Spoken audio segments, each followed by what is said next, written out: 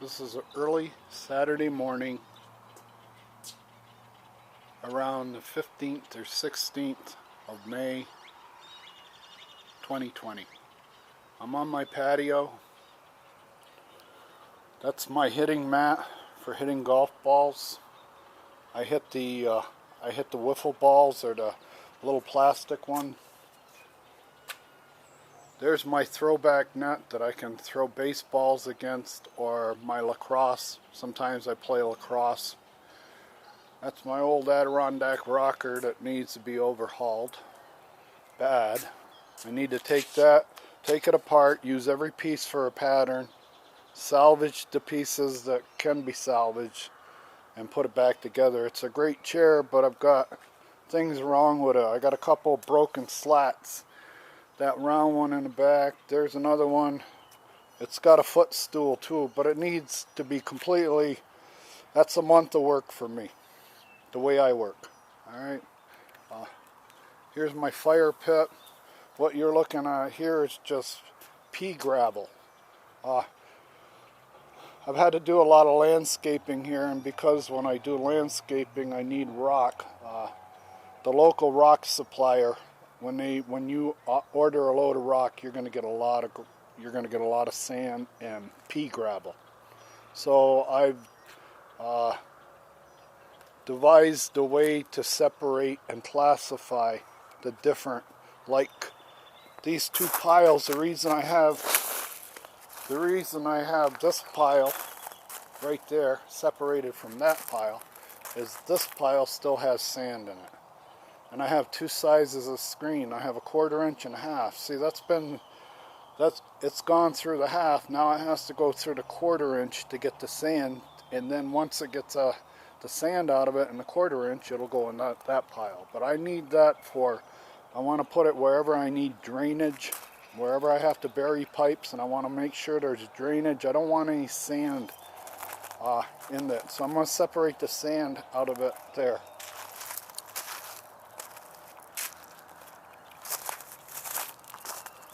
I'll get down here. This is what I wake up to every morning.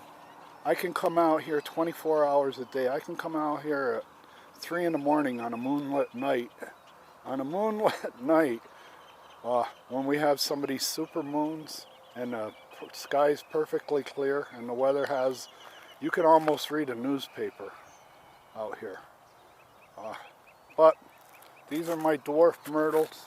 I planted these about 3 or 4 years ago.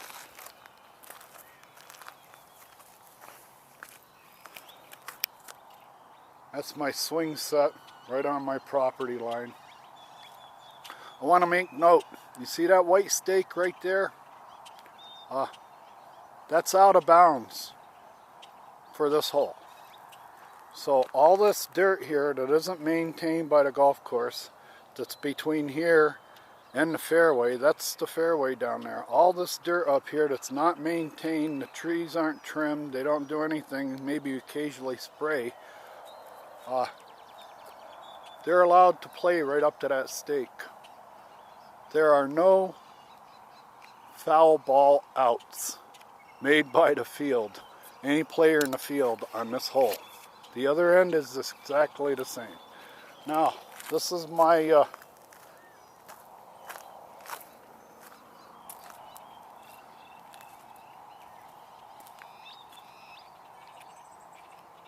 that lighthouse right there is going on 16 years old. It's going on 16 years that it's been here. I paid $29 for it. It's a solar lighthouse at Walmart, and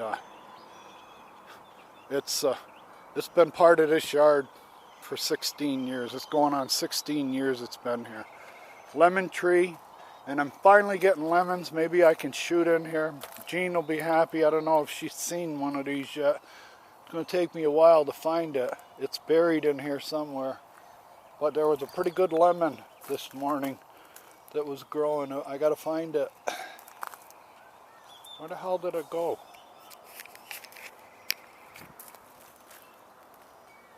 Boy, they're hard to see, but it's a lemon. It's half, there it is. See that lemon? There's another one too. They're green, they're hard to see, but she'll be thrilled with that. Jean will be thrilled with that lemon. Look at that. There's another one in here somewhere. Hard for me to see. Okay, I gotta show you my dog, or the dog I babysit. This is Penny, my pretty girl Penny. Yeah, there you go. There you go. Stay, sit, sit, sit, sit. Good girl. Aren't you pretty? Aren't you well behaved? Look at her. Well, I'm babysitting her. Every once in a while I'll have her for a day or two. She's perfect company. Perfect. She's smart, she's pretty, she's intelligent, and strong. She's one of the strongest dogs. It's like when you take her for a walk, it's like taking a tugboat for a walk. And this is a stool that goes with that old Adirondack rocker. Now, this is another pile of rock I'll have to get.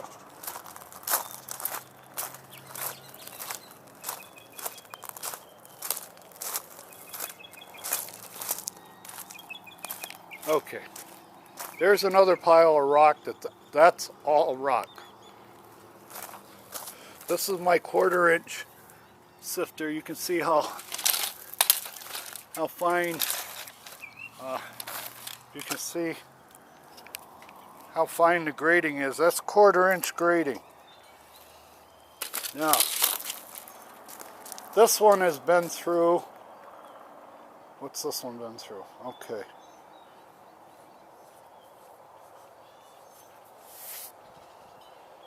This one I have to take the sand out. This has been through the 1/2 inch. So all the big rock, that pile right there is the big rock that was taken out of this pile. This pile still has pea gravel and sand. And I have to I have to work this through the sifter also. There's the wind chimes on the house. This is new. That hotel over there, that's Hilton Home 2, I think. That hotel.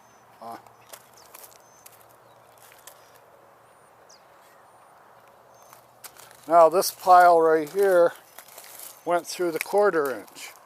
So the sand's been taken out of this pile, but now I have to go through and put this through the 1/2 inch sifter to get the pea gravel and the big rock out of it. So this is what I do. It's a labor of love.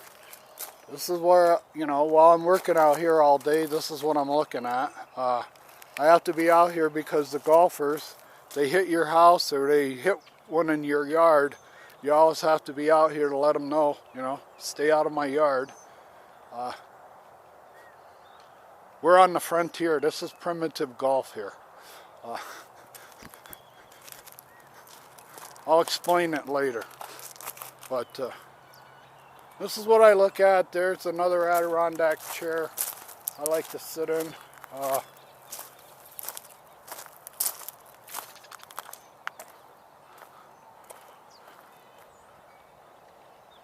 Okay, you just had 4 young gentlemen.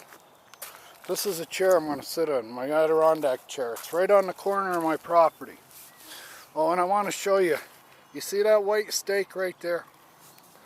That white stake tells every golfer on the tee, you can hit your ball all the way up to that white stake.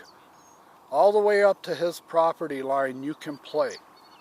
Even though we're not going to maintain all this dirt, gravel area here, we're not going to maintain it as a fairway. We're going to designate it as a bailout fairway for amateur golfers. The more amateur, the more room they're going to need. So they're, if you can imagine, I'll try to make the analogy to anybody that knows anything about golf and baseball. This is a baseball park.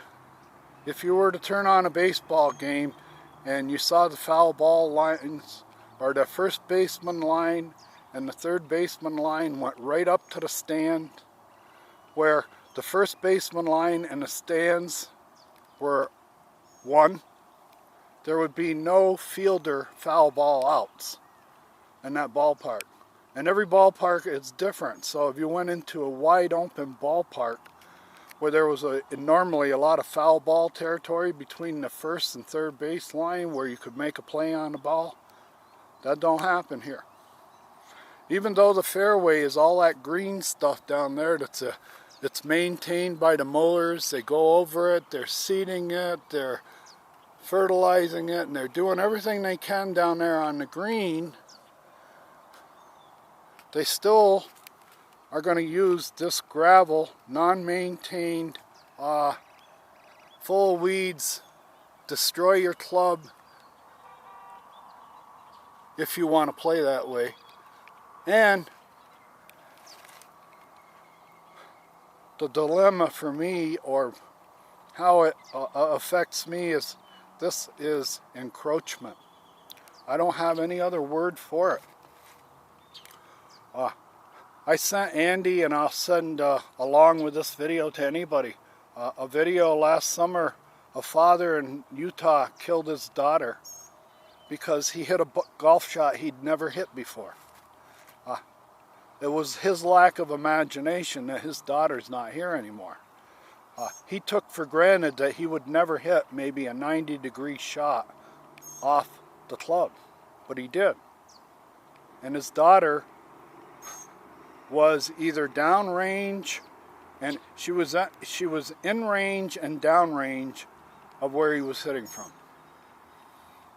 Now, I've seen balls at the driving range come 90 degrees off a club. If it's hit just right, that ball, and whose fault was it? Whose fault was it that, and he told the police, I've never hit a shot like that before. I couldn't believe that I couldn't imagine hitting a shot like that before, so everybody says it was a freak of nature. It was an accident. It was an unintentional accident.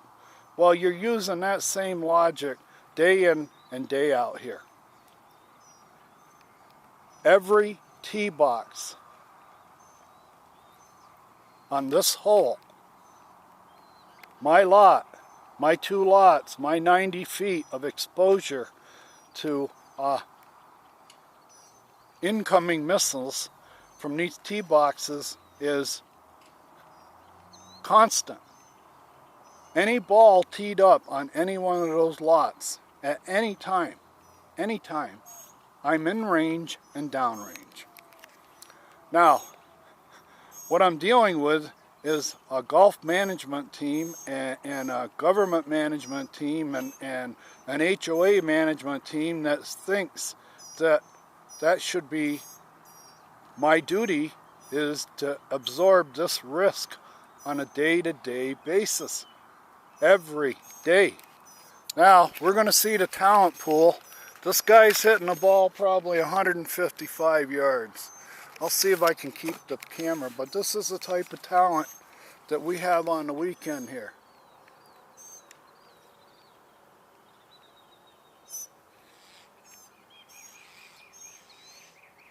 Where I am sitting from that hitting spot, I have videos of a guy taking his second shot from there after he put the first one in the lake. And the ball came right by this chair. It went right by this cactus and this white stake, came into my yard, and I have a video of the guy looking in my yard. He got out of his golf cart, he walked up through no man's land here, looking in my yard the whole time because he saw it go in my yard. And then as soon as he located it, he walked into my yard, got his ball, jumped in his cart, and left. That's the burden. That's encroachment. That's an encumbrance. That's a cloud on the title of this property. I can't protect it. If I call up the police and a policeman come out here, he has no idea of golf. Only a golf pro, or anybody that's been around golf and seen the mishaps of golf, a real golf pro with a lot of experience has seen every shot. You see every shot there is. Off the toe, off the heel. And for a golf pro to put me Any lot, not me, but any lot. And there's several lots out here. The whole course is set up this way. That 7th tee and the 5th tee it's constant for anybody that lives on the 7th hole or the 5th hole and this hole. And I'm one of the first ones here. I'm one of the first ones here, and they're telling those white stakes on this end and on the other 90 feet away on the other end, they're telling every golfer, you can aim for up there. If you want to play the bank, go ahead. Even though you don't think that you can make a 150-yard shot to that thing, maybe you don't feel comfortable, let us remind you, you got a lot of room up there. You got a lot of foul ball territory, okay?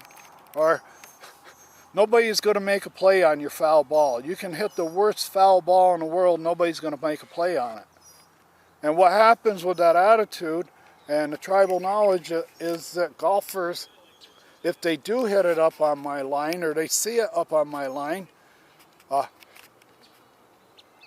if it goes in my yard, they have absolutely no problem walking in my yard. The clubhouse doesn't have any problem when they walk into my yard, because the clubhouse, when they sell them that greens fee, that young golfer, especially if he's been playing here for 16 years, he started at 16 years old, now he's 32. He started, first set of golf clubs he ever got was at 16, right? Never played golf, don't know anything about golf, and he's been playing here ever since. He doesn't know anything about golf etiquette. This isn't golf etiquette. To set me up like this day in and day out, if I have children over here, I can't relax.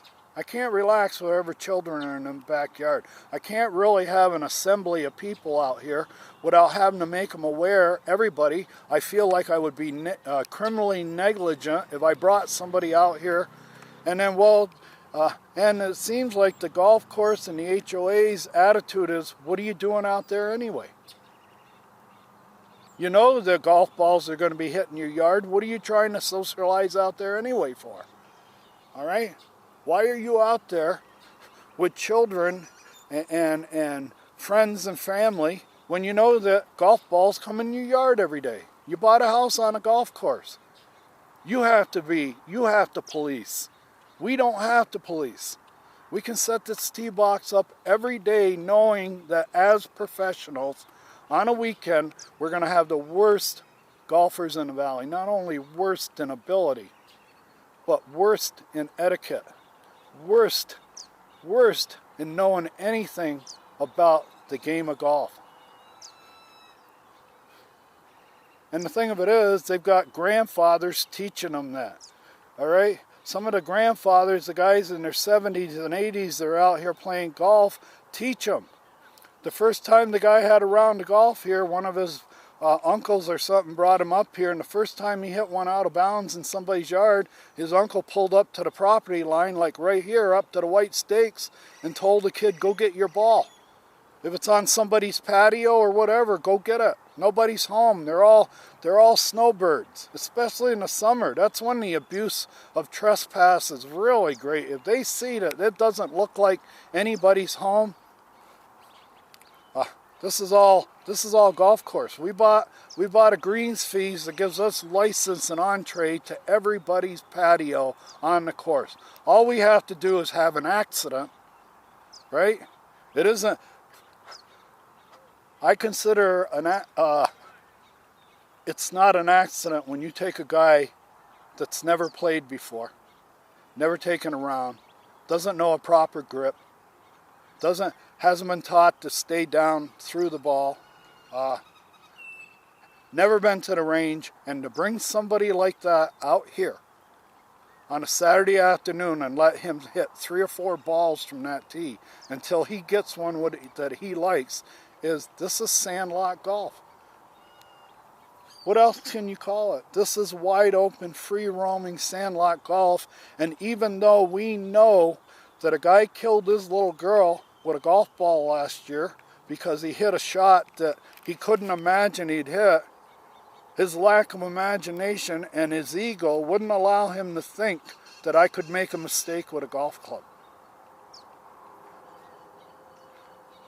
One of the most entertaining things I've seen here, and I've seen it probably 2,000 or 3,000 times, is a young group going up to that tee over there. They park there on the corner, and you got a young group, and you see the guy up there. He takes 25 practice swings. He's frozen over the ball. He's gripping the club. There's blood coming out of the end of it.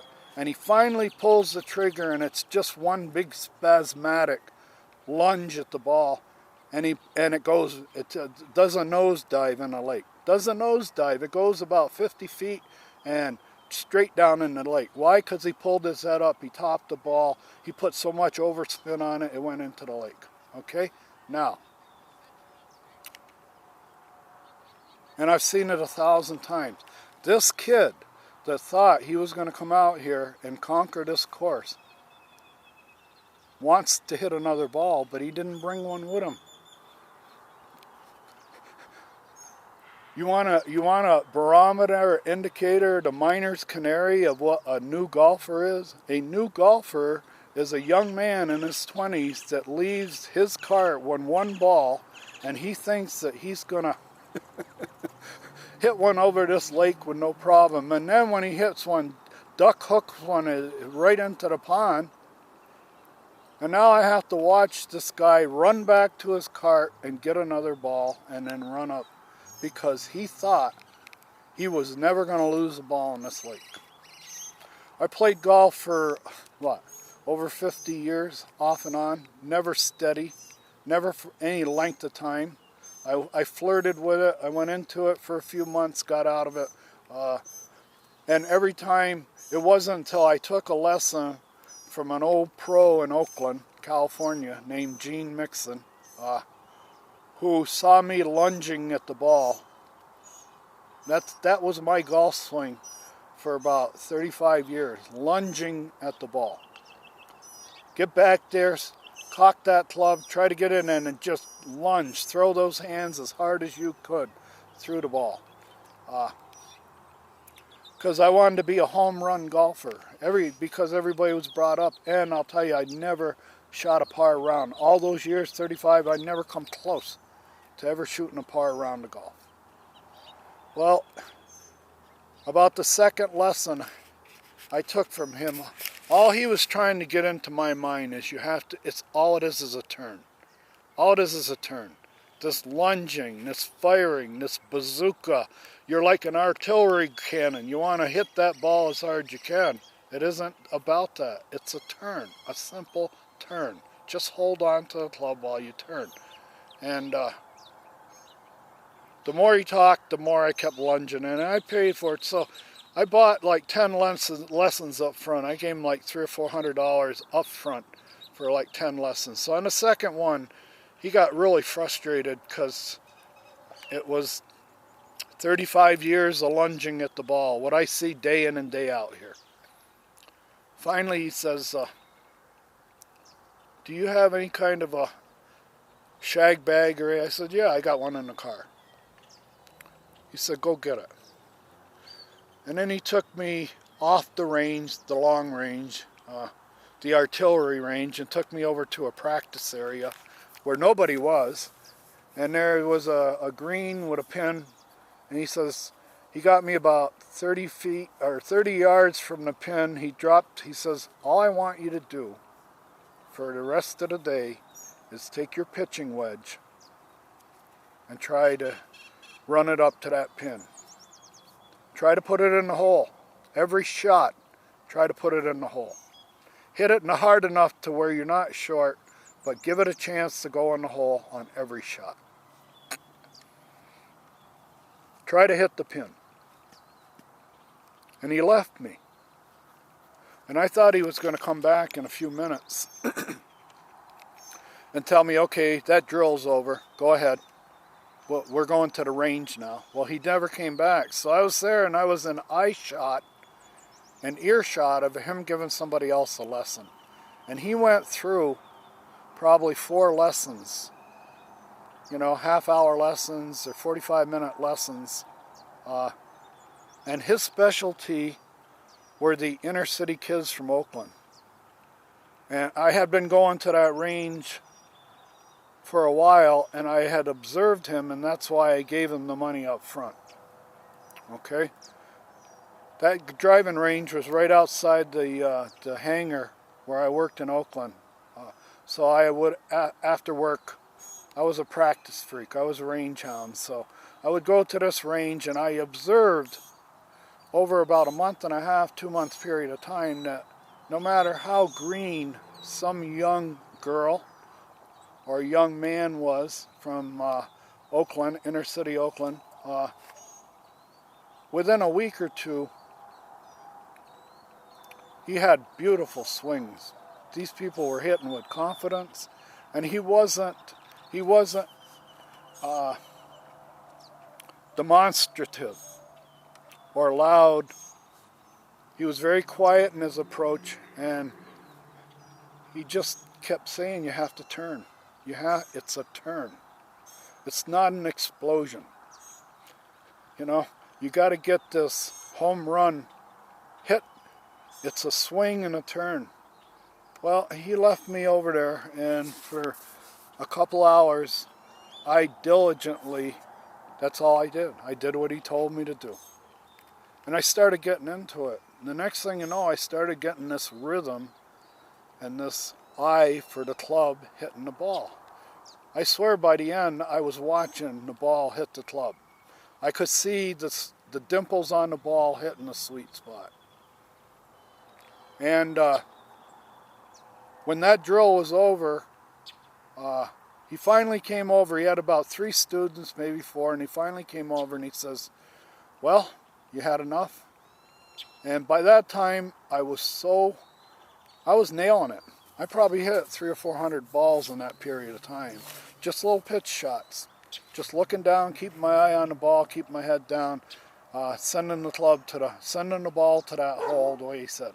And I got really confident with it. Well, anyway, when he came over and he says, "Okay, you're done.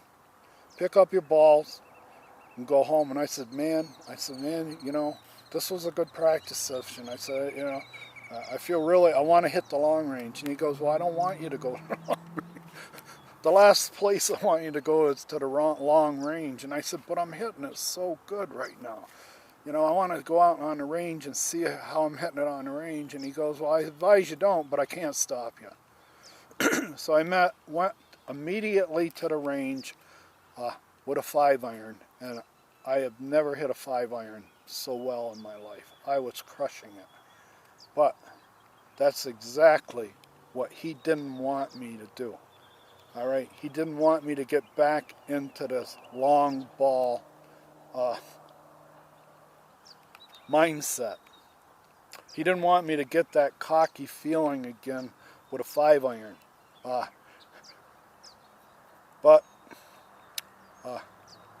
And the moral of the story is that about 2 weeks later, I was playing Hayward, and it was a par 3, and I made a terrible approach shot to it. It was like about 135-yard par 3, and I dubbed it off the tee or did something wrong. But I had about a 35, 40-yard pitch to the green, and the ball had to run, so I had hit that shot about 400 times a couple weeks before, and I started practicing doing those shots. I started after that, he had me practicing the long game or the short game. Practice the short game. Practice the short game. Leave the long game alone. If you practice the short game, the long game will take care of itself. Because where you're trying to build up rhythm, timing. Get used to hitting the ball. Get used to your eyes seeing the ball get hit off the club. If you're banging away trying to hit home runs all day, you're not going to get that feel. But anyway, to continue the tour. All this is tore up because this is all rework. This is all rework that I've been doing on my own. I can't afford to get a lawyer. Every lawyer I've gone and talked to about what happened to this property, with the builder, the engineer, the HOA, the town, they butchered it. Now, I planted these plants. They're 32 dwarf myrtles.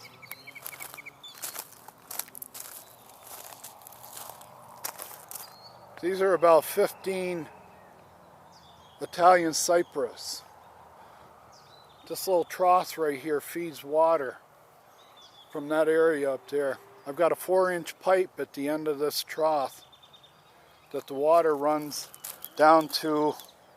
I probably got a 4 foot by 4 foot by 4 foot void that's filled up with what they call leach rock, or big rocks like a dry well, where the tube, that 4-inch tube, runs from up there where that column is all the way under here. And then I have another tube, a white tube, coming from the gutter that runs right underneath these trees into there.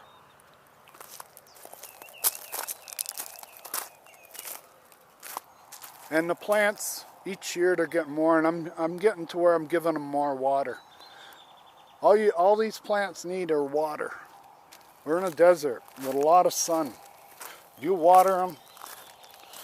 Here, I'll pull this one out. That's that splurge. All right.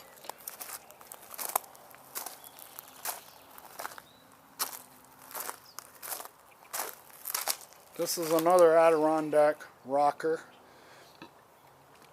This is one of my kayaks that I'm storing on the back patio. This patio is bigger. This house is wider by 5 feet than this house. Right here in my other kayak. There's my other kayak. But to let you know, to bring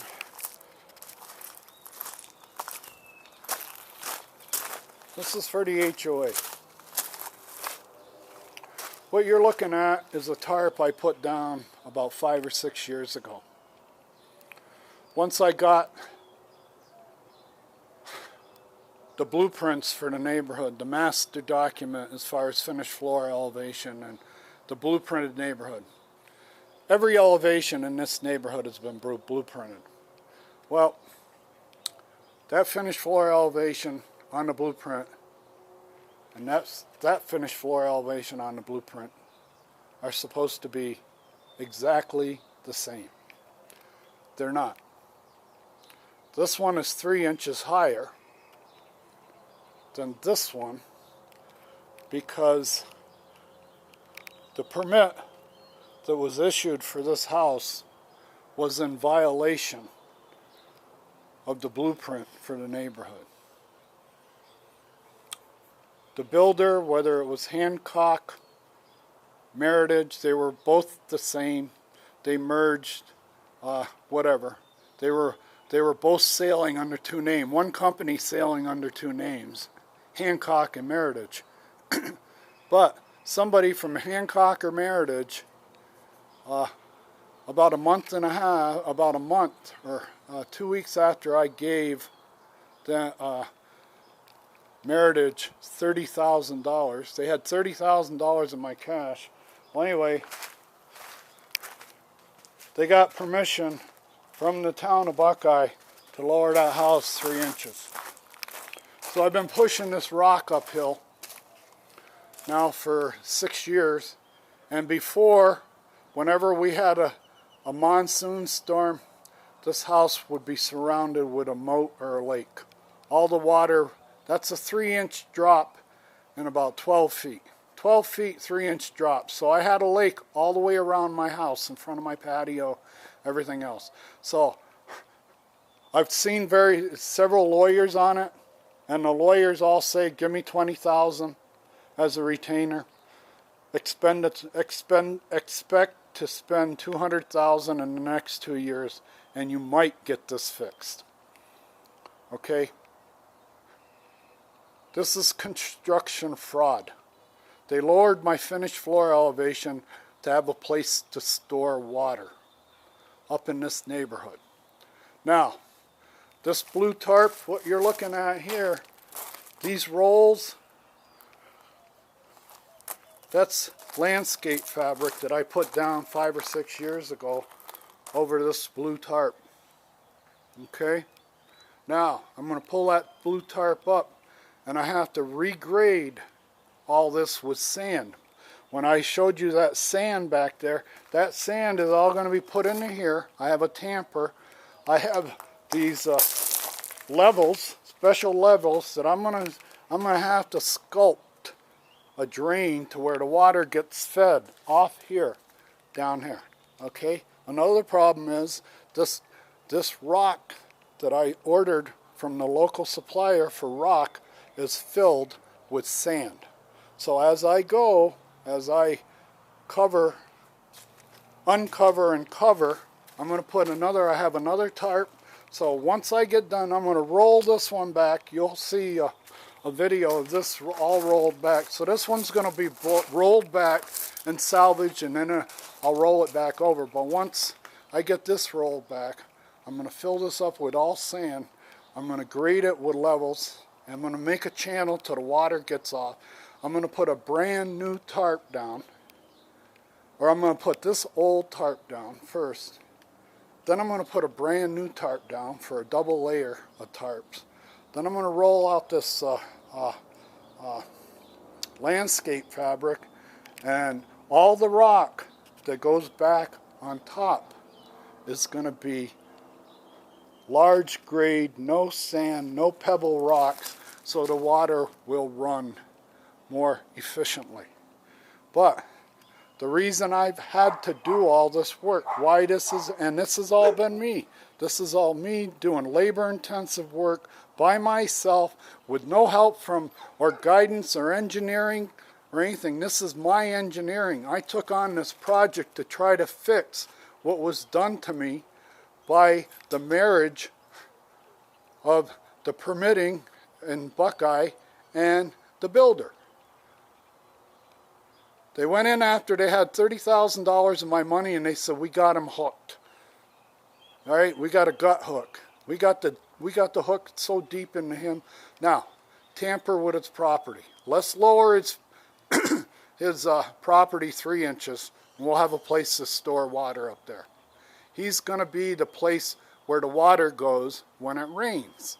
It isn't going to go on the golf course. And that's why I'm making this video for the HOA to let you know what happened, okay? When they took Tract A out of service as a drain and they plugged it, they needed a place to put water. I was 40 feet away. They dropped my property 3 inches. And then when I bought the other two houses, this house and the other house, it gave them even more area to put a berm across. These 3 lots, my 3 lots, this first house, this house, and this one on the other side that I used to own, were just one huge retention basin that I was forced to deal with, and I didn't know about it. I had no clue what took place. It wasn't until I called the surveyor, and the surveyor said, you go get the blueprints. Go get the blueprints. It wasn't until I started studying the blueprints and I got my hands on the actual permit for this house that I found out that the blueprints say this house is 3 inches off. If I put my water levels that I built from this patio to this one, it's 3 inches different. There's a cloud on this title, okay? It was built wrong. And I'm letting you know. I'll let you know this, informally in a video, take it or leave it, but sooner or later, either an investigative reporter or a lawyer that wants to go pro bono. In fact, I could even give a lawyer this house. I could make this part of a package. And nothing would tickle me more than having a lawyer living next to me who was an HOA lawyer, okay, and a construction defects lawyer. For the community and this house, nothing would tickle me more. And I can make that offer to a lawyer, okay? I own this house. If I have to fall on my sword to get this fixed, I will. Thank you for listening.